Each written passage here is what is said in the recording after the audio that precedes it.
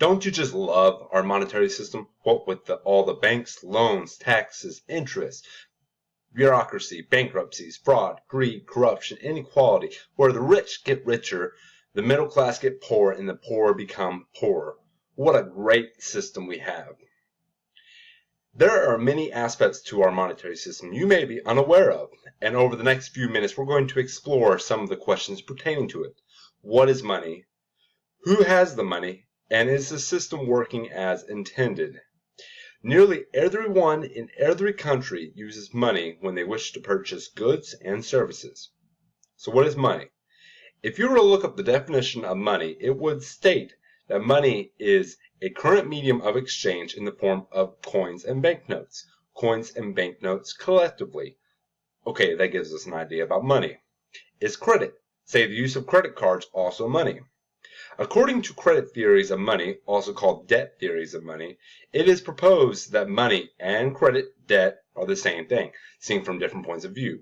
Money is credit debt, at least in eras where money is not backed by a commodity, such as gold, stated by Alfred Mitchell Innes.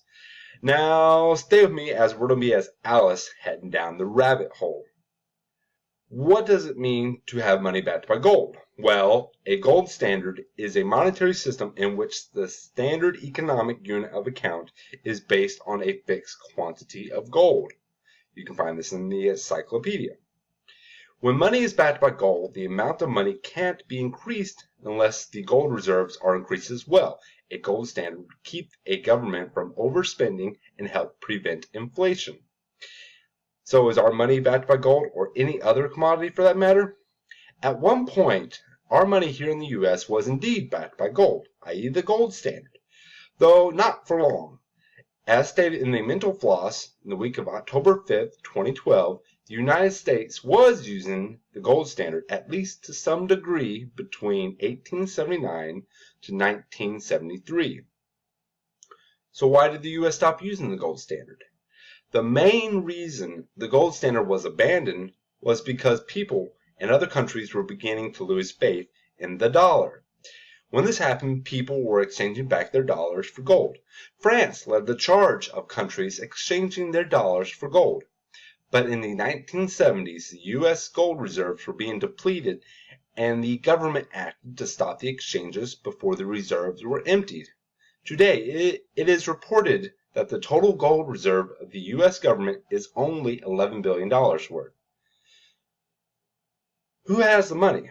As you might suspect, there are those of whom who have nothing, and those who seem to have everything, and people everywhere in between. About 1% of the world's population own about 40% of all the wealth on the planet. Just knowing this tidbit of information might lead you to ask another question. Who are these people, and where did they get their money from? The Global Wealth Report estimates that there were 24.2 million people in the mid-2010s, about 0.5% of the world's adult population, that are millionaires. They control $69.2 trillion in assets, more than 1/3 of the global total. Some 41% of them live in the United States, 10% in Japan, 3% in China.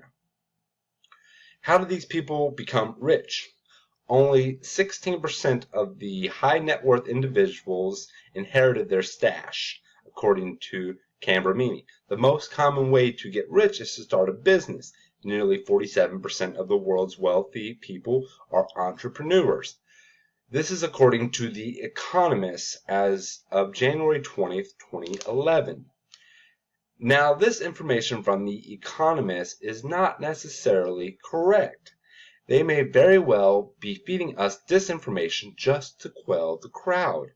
This would have us believe the rich don't inherit much of any wealth and they are just hardworking people.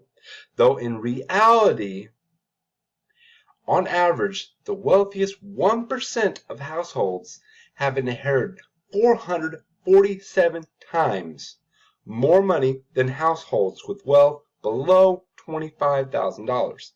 This means that the least wealthy families inherit, on average, $6,100, while the top 1% inherit $2.7 million on average. Is the monetary system working as intended? Well, that depends on how you see it. The answer to this question is much harder to answer and needs more debate. We'll all need to start this conversation with each other and those around us. Take a good look around your community and ask yourself, are the people around me struggling? And if so, why? If you don't like what you see, then find a way to help change it. There are many problems within our society. One of the greatest problems is the lack of monies. It is estimated that about half of the world's population lives in poverty, living on less than $2.50 a day. According to UNICEF, 22,000 children die each day simply because they and their families can't afford food, clean water, and housing. The world may very well have plenty of food, water, and housing for every single person on this planet, but there will never be enough money for these people. The monetary system is meant to keep certain families in great power over many others. If this is the case, then you could say the monetary system is indeed working as intended. But if the system was created to help spread the wealth, then it is grossly inefficient. As we have covered, the money is debt, and debt is no more than a promise to pay back with debt plus interest. The top 1% of our population own more than 40% of the world's assets. And finally, roughly half of the world's population live in poverty, and there will never be enough money.